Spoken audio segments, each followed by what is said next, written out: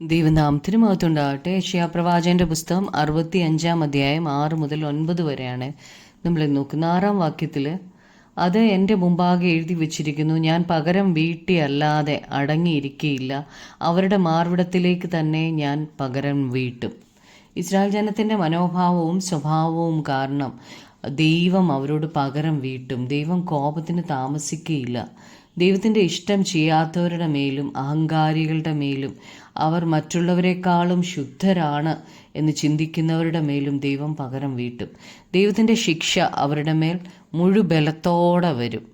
7-ാമത്തെ വാക്യത്തിൽ, നിങ്ങളുടെ അകൃത്യങ്ങൾക്കും മലകളിന്മേൽ ധൂപം കാട്ടുകയും കുന്നുകളിന്മേൽ എന്നെ ദുഷിക്കുകയും ചെയ്തിട്ടുള്ള നിങ്ങളുടെ പിതാക്കന്മാരുടെ അകൃത്യങ്ങൾക്കും കൂടെ പകരം വീട്ടും.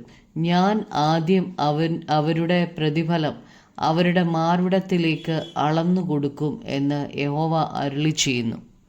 വലിയ പ്രവാചകന്മാരിലൂടെയും ചെറിയ പ്രവാചകന്മാരിലൂടെയും ദൈവം തൻ്റെ ജനമായ ഇസ്രായേലിനോട് സംസാരിച്ചിരുന്നു. പിതാക്കന്മാർക്ക് ദൈവം സ്വയമായി തന്നെ വെളിപ്പെടുത്തി കൊടുത്തു. എന്നാൽ ദൈവിക വെളിപ്പാടുകളോട് അവർ മത്സരിക്കുകയാണ് ചെയ്യുന്നത്. അതുകൊണ്ട് ദൈവം പിതാക്കന്മാരെ അടിമത്തത്തിലേക്ക് വിട്ടു. അവർ അന്യ ദൈവങ്ങൾക്ക് മലകളിൽ ധൂപം കാട്ടുകയും കുന്നുകളിൽ അവരുടെ വിഗ്രഹങ്ങളെ സേവിക്കുകയും ചെയ്തു. ഇവരിങ്ങനെ പ്രവർത്തിച്ചതുകൊണ്ട് ദൈവം തൻ്റെ ന്യായവിധി ഈ ജനത്തിൻ്റെ മേൽ അയക്കാനാണ് പോകുന്നത്. ദൈവം അവരോട് കണക്ക് ചോദിക്കും. 8-ാമത്തെ വാക്യത്തിൽ, യഹോവ ഇപ്രകാരം അരുളി ചെയ്യുന്നു, മുന്തിരിക്കുലയിൽ പുതുവീഞ്ഞ് കണ്ടിട്ട് നശിപ്പിക്കരുത്, ഒരനുഗ്രഹം അതിലുണ്ട് എന്ന് പറയുന്നത് പോലെ ഞാൻ എൻ്റെ ദാസന്മാർ നിമിത്തം പ്രവർത്തിക്കും, എല്ലാവരെയും നശിപ്പിക്കുകയില്ല. മുന്തിരിത്തോട്ടത്തിൽ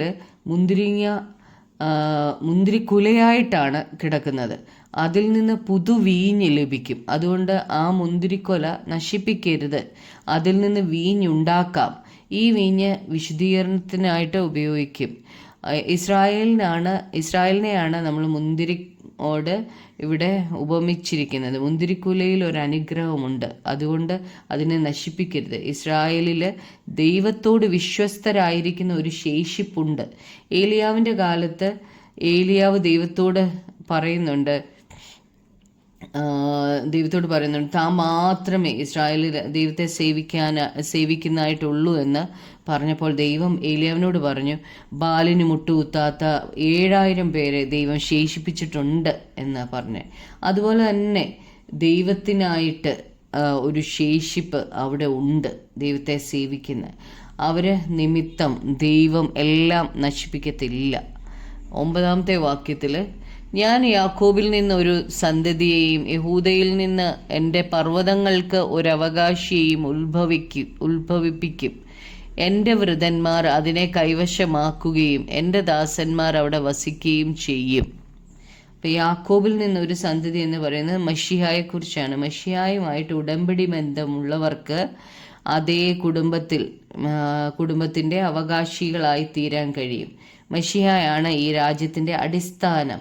എന്നാൽ മശിഹ ക്രൂശിൽ ചെയ്ത പ്രവൃത്തിയിലുള്ള വിശ്വാസത്തിലൂടെ നമുക്കും ഈ ദൈവത്തിൻ്റെ രാജ്യത്തിന് അവകാശികളായി തീരാൻ കഴിയും. ഇസ്രായേലിൽ ഒരു ശേഷിപ്പ് പുതിയ യെരുശലേമിൽ ദൈവത്തിൻ്റെ പർവ്വതത്തിൽ വസിക്കും. ദൈവത്തിൻ്റെ കൃപയുടെ സന്ദേശം കേട്ടിട്ട് വിശ്വസിക്കുന്നവർ ആണ് ദൈവത്തിൻ്റെ രാജ്യത്തിന് അവകാശികളായി തീരുന്നത്.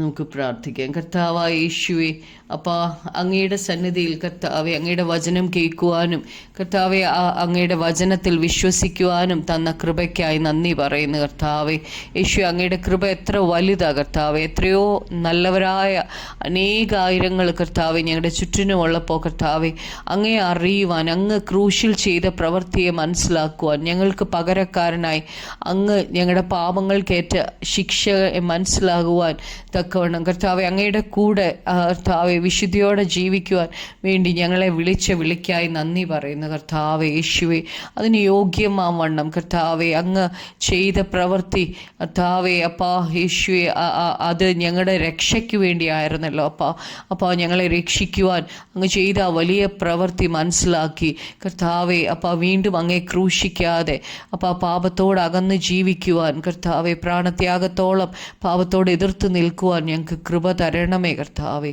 പരിശുദ്ധ ദൈവത്തിനായി നന്ദി പറയുന്ന കർത്താവേ, അങ്ങയുടെ വിശുദ്ധിക്ക് ഒത്തവണ്ണം ഞങ്ങൾ വിശുദ്ധരായി ജീവിക്കുവാൻ ഞങ്ങളെ സഹായിക്കണമേ. യേശു ക്രിസ്തുവിൻ്റെ നാമത്തിൽ തന്നെ.